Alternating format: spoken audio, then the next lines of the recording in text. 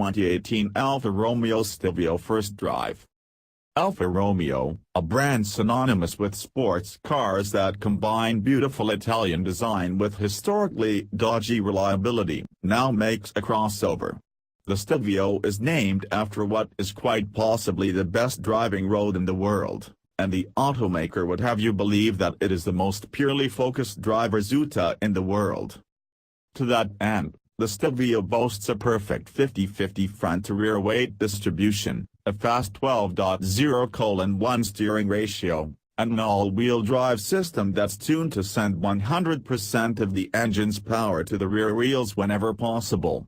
All of those bits add up to an SUV that's genuinely fun to drive on winding roads.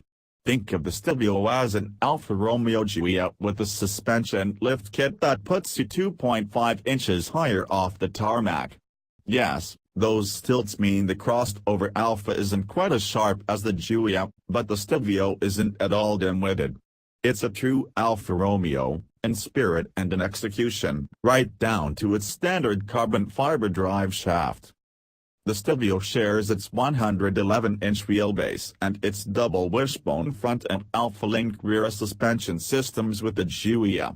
That's not to say that the Stelvio drives as well or looks as good as the Giulia. The crossover is 2 inches longer and 8.9 inches taller than the sedan from which it was born.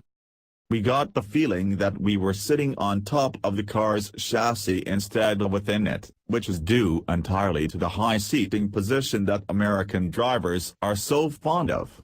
And whereas the Giulia wears its sheet metal like a slinky little black dress, the Stelvio's Scudetto front fascia and tri-lobo air intakes are stretched over a much larger frame and its sides are sculpted in a more masculine way.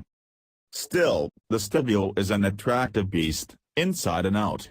It's unmistakably Italian, which is to say well-tailored with an impeccable form that influences but begrudgingly follows function.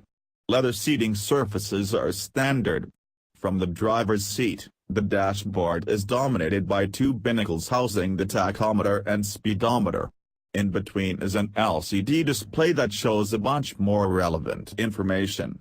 A second screen in an exaggerated widescreen format houses the bespoke infotainment system from Magneti Marelli.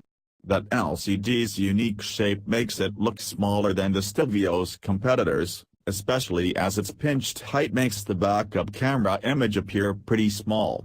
Apple CarPlay and Android Auto will eventually come standard but aren't equipped on initial launch models. Perhaps our favorite part of the Stelvio's interior is its steering wheel. It's a flat bottom piece, with two thin spokes on either side and a pair of aluminum-look bottom spokes. It took us a moment to locate the start-stop button. It's on the wheel, like a race car. Nice touch.